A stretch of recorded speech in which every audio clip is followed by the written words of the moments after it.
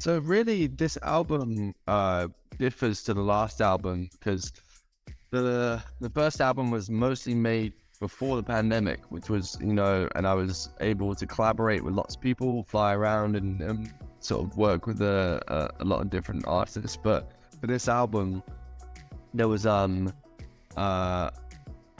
sort of the situation of forced isolation because a lot of it was written during the pandemic. So it really made me look inside of myself more as a more introspective approach, and it also forced me to use my own voice more and to grow as a singer because I was like, well, someone's got to sing on these songs. So I was I wanted to sort of explore more of myself as a singer and songwriter.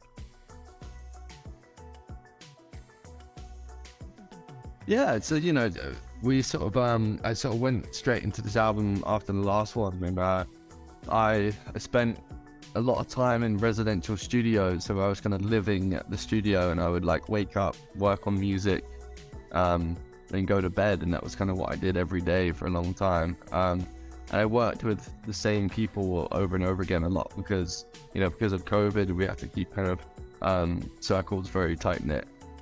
So yeah, it was cool. I really felt like I had a lot of time because I wasn't touring, and just a lot of space to really think about this album and to process it.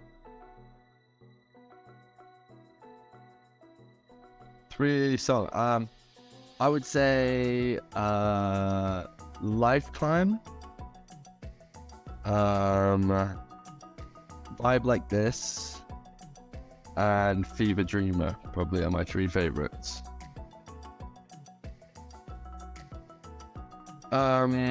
So yeah, before we get on stage, I always do my vocal warm-ups, and then about half an hour before the show, and then I have 1 shot of tequila just to loosen the nerves, and then I'll spend some time just pacing, and I tend to not talk to anyone for about 15 minutes before the show,